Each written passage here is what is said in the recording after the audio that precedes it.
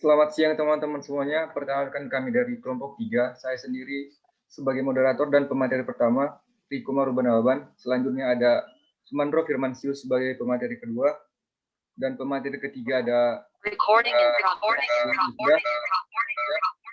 dan pemateri keempat ada Junita Fluksi dan pemateri kelima ada Dinda Sabila. Pada kesempatan kali ini yang kami bahas adalah mineral mikro. Yang pertama itu tentang pendahuluan yang menyangkut pengertian mineral, jenis-jenis mineral. Yang kedua itu ada apa itu pengertian mineral makro secara umum. Sedangkan yang ketiga ada fungsi mineral dan penggolongannya. Serta kami akan membahas juga metabolisme mineral dan bagaimana proses penyerapannya di dalam tubuh. Dan yang terakhir ada klasifikasi dan akibat yang ditimbulkan apabila kita kekurangan dalam mengkonsumsi mineral ini. Baiklah, yang pertama saya akan melanjutkan yaitu pendahuluan mineral. Apa itu mineral? Mineral merupakan elemen atau unsur-unsur kimia selain dari karbon, hidrogen, oksigen, dan nitrogen, di mana jumlahnya itu mencapai 95% dari berat badan. Dan jumlah seluruh mineral yang ada di dalam tubuh itu hanya sekitar 4%. Mineral sangat dibutuhkan oleh makhluk hidup di samping karbohidrat, lemak, protein, serta vitamin. Dan mineral ini juga dikenal sebagai zat anorganik ataupun kadar air.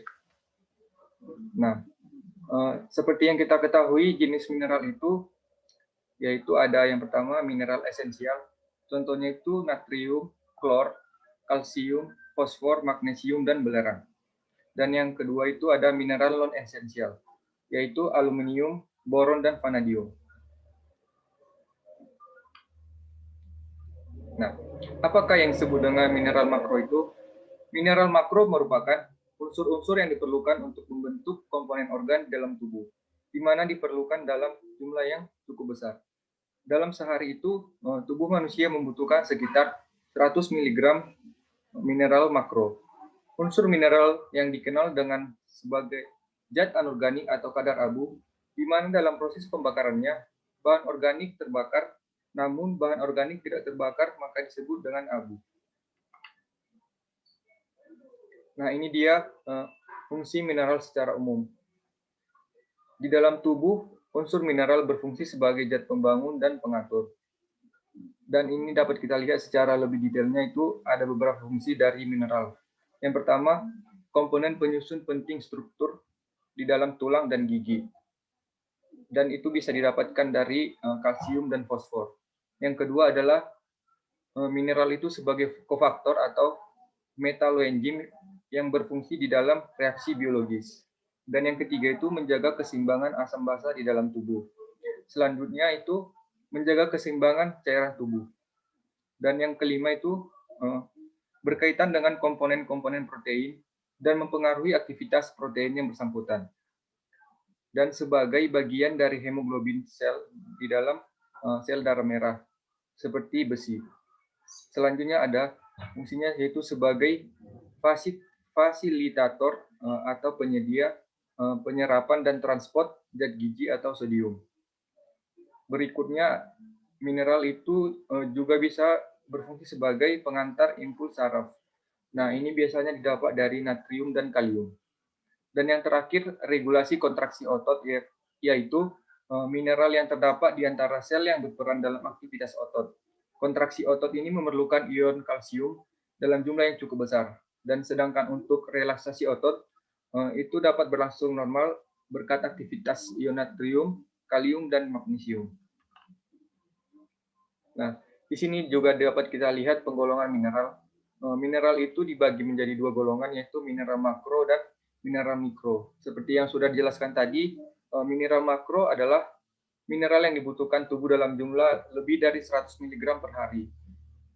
Yang terdapat dari beberapa unsur, yaitu natrium, klor, kalsium, fosfor, magnesium, dan belerang. Dan yang kedua itu mineral makro, yaitu mineral yang dibutuhkan dalam jumlah kurang dari 100 mg per hari. Dan terdapat dari berbagai unsur, yaitu besi, iodium, mangan, tembaga, zinc, kobalt, dan fluor. Dan yang berikutnya itu trace element, yaitu mineral yang dalam keadaan alami berjumlah sangat sedikit dan hanya terdapat dalam beberapa unsur seperti barium, brom, strontium, emas, perak, nikel, aluminium, timah, bismut, gallium, silikon, dan arsen.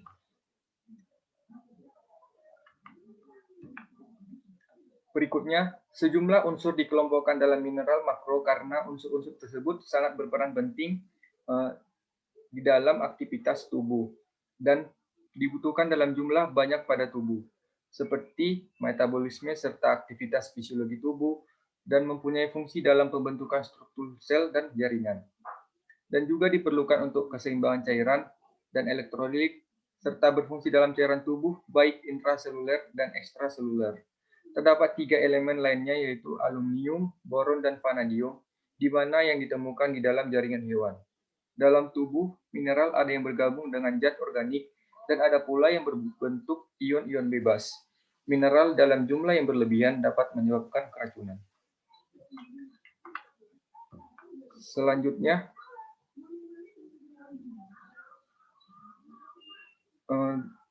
dapat kita lihat di sini tabel yang pertama itu mineral esensial dalam jumlahnya dalam tubuh.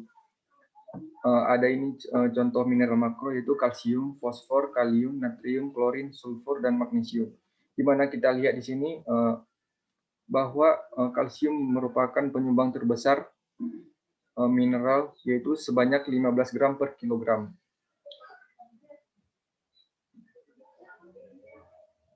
Dan sedangkan untuk mineral makro itu yang paling besar itu didapat dari besi atau Fe, yaitu sekitar 20 sampai 80 mg per kilogram. Baiklah, selanjutnya pemateri kedua akan menjelaskan materi berikutnya. Baik, di sini saya sebagai pemateri kedua ya, ingin menjelaskan bagaimana itu metabolisme mineral. Ini sangat penting. Kenapa? Ya karena kita tuh percuma memasukkan mineral atau mengkonsumsi bahan-bahan tertentu dalam tubuh kita kalau kita nggak tahu bagaimana metabolismenya dalam tubuh. Ya, metabolisme mineral. Tadi sudah dijelaskan pada pemateri sebelumnya bahwasanya mineral pada umumnya masuk dalam tubuh sebagai garamnya dari tanah dan air dan digunakan oleh tubuh sebagai larutan elektrolit. Dan juga tadi disinggung juga bahwasanya mineral itu sebagai pengantar impuls, contohnya natrium dan kalium positif. Ya, mineral kecuali kalium dan Na membentuk garam dan senyawa lain yang relatif sukar larut sehingga sukar diabsorpsi atau sangat sulit diserap oleh tubuh. Absorpsi mineral sering memerlukan protein, pengumpulan spesifik atau specific carrier proteins. Sintesis protein hal ini berperan sebagai mekanisme penting untuk mengatur kadar mineral dalam tubuh. Poin kedua, ekskresi sebagian besar mineral melalui ginjal, ada juga ekskresi ke dalam getah pencernaan, empedu dan hilang dalam feses. Kelainan akibat kekurangan mineral, ya itu tadi terjadi karena kelainan akibat kekurangan mineral. Kekurangan intake semua mineral esensial dapat menyebabkan sindroma klinik bila mineral besi, penyakit ginjal, kalsium, atau problem sejenis lain. Kelainan akibat kelebihan mineral juga terjadi seperti kelebihan intake dari hampir semua mineral menyebabkan gejala toksik atau keracunan. Sumber dan kebutuhan mineral sehari-hari seperti mineral esensial dan unsur runutan ditemukan dalam sebagian besar makanan, terutama biji-bijian utuh, buah, sayuran, susu, daging, dan ikan. Biasanya dalam makanan hanya dalam jumlah yang sangat sedikit. Next. Transport aktif. Transport aktif ini juga disebut sebagai pompa sodium potasium karena melibatkan tadi natrium positif dan kalium positif. Kenapa disebut sebagai pompa sodium potasium? Karena sodium itu nama lain dari Na positif dan potasium nama lain dari kalium positif. Dan pompa sodium potasium ini termasuk transport aktif karena dia melawan gradien konsentrasi di mana dari larutan hipotonis menuju larutan hipertonis, di mana nanti alur transportnya membutuhkan ATP atau energi. Oke, masuk langsung ke ke pengertiannya. Transport aktif adalah pergerakan atau pemindahan yang menggunakan energi untuk mengeluarkan dan memasukkan ion-ion dan molekul melalui membran sel yang bersifat permeabel dengan tujuan memelihara keseimbangan molekul kecil di dalam sel. Pada transport aktif mineral akan melalui membran sel seperti halnya ion natrium dan ion kalium dan juga klorium melalui pompa-pompa natrium kalium pada membran sel. Transport aktif dipengaruhi oleh muatan listrik di dalam dan di luar sel, di mana muatan listrik ini ditentukan oleh ion natrium, ion kalium, dan ion klorin. Keluar masuk ion Na dan kalium diatur oleh pompa natrium kalium juga. Transport aktif dapat berhenti jika sel didinginkan, mengalami keracunan, atau kehabisan energi.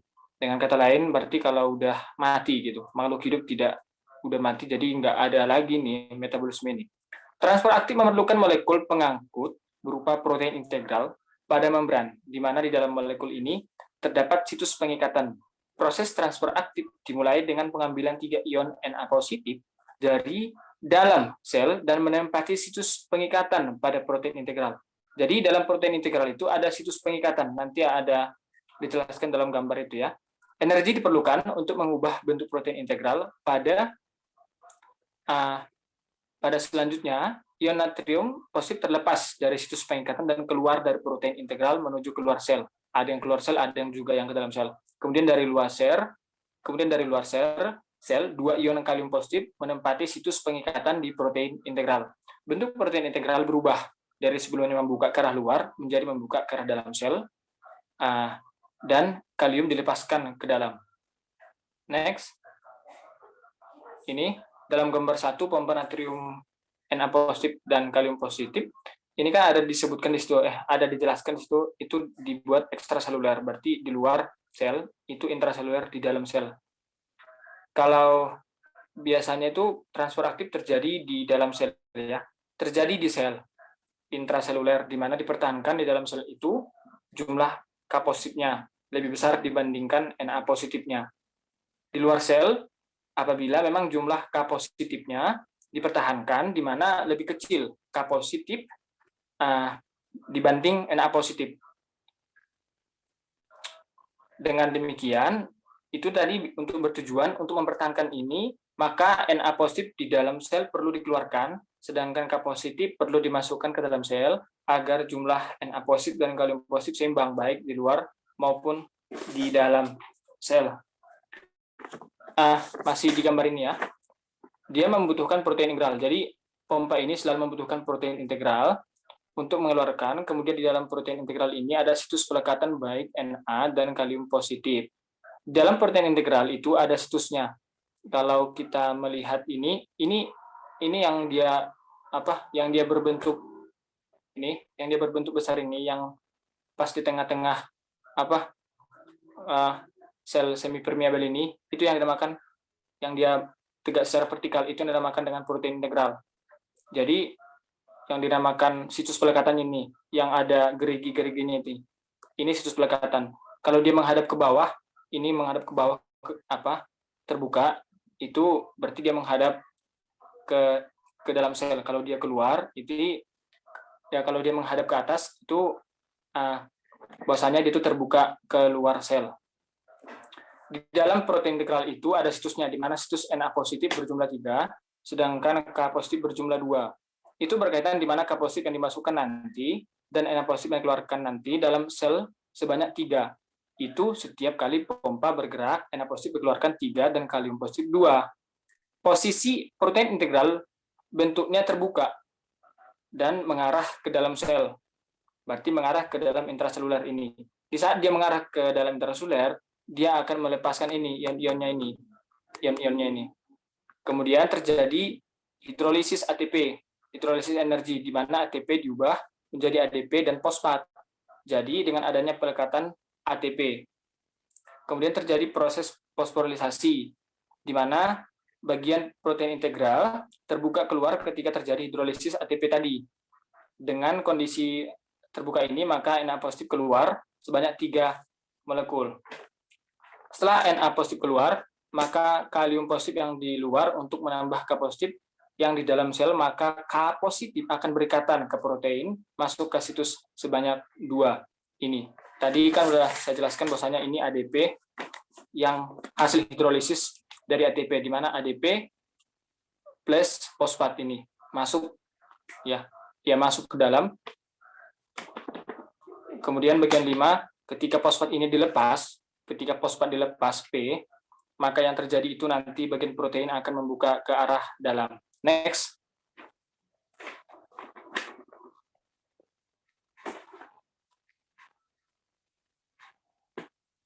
Lanjut.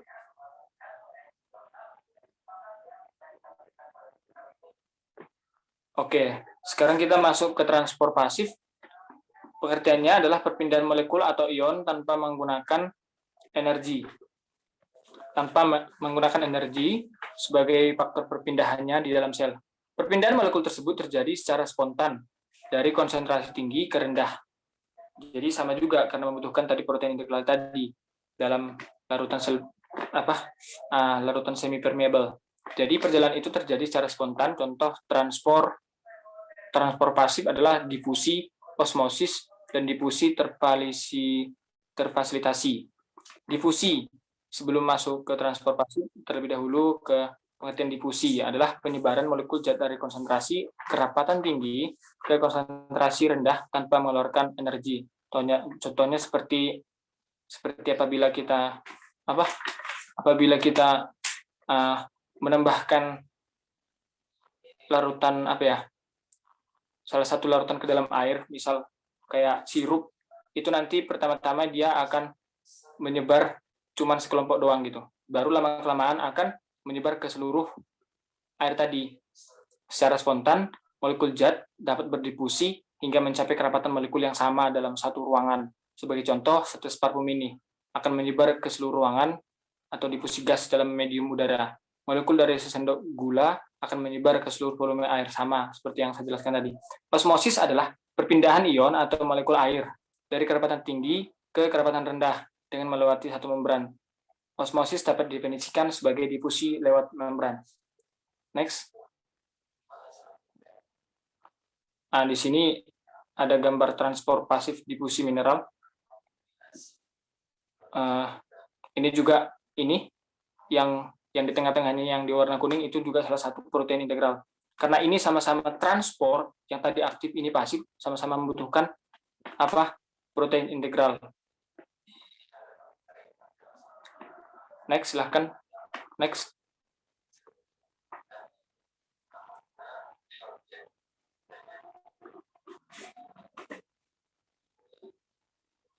Proses penyerapan mineral dalam tubuh manusia. Mineral yang jelas diperlukan untuk kesehatan, jelas itu. Tetapi sebagian juga cukup beracun ketika hadir di tubuh kita lebih tinggi dari konsentrasi normal. Dengan demikian, ada tantangan fisiologis mendukung efisien, tapi terbatas penyerapan. Dalam banyak kasus, penyerapan usus adalah langkah kunci dalam regulasi homeostatis mineral. Tubuh sering mengontrol penyerapan mineral ke dalam dinding usus dan dari sana ke dalam sirkulasi darah. Kenapa dinding usus? Ya memang dalam ususlah terjadi proses penyerapan.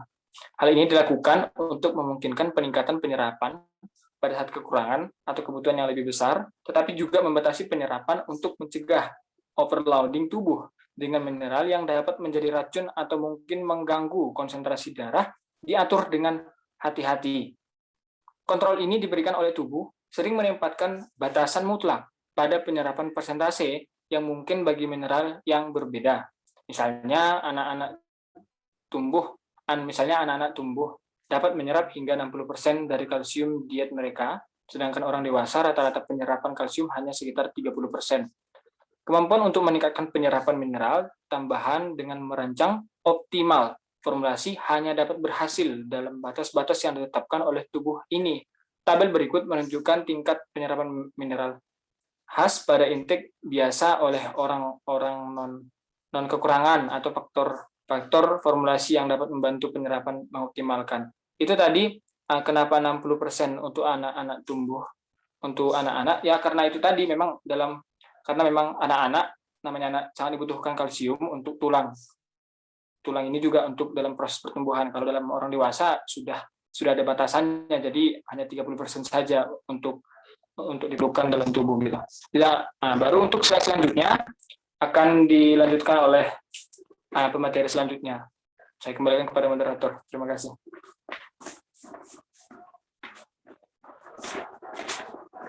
Baiklah, untuk jenis-jenis sumber, fungsi, dan jumlah kebutuhan mineral makro, saya akan kembalikan kepada Novia Aliarifda. Waktu dan tempat dipersilahkan. Jadi, jenis-jenis sumber dan fungsi dan jumlah kebutuhan mineral makro. Di sini saya akan menjelaskan tentang jenis dan fungsinya.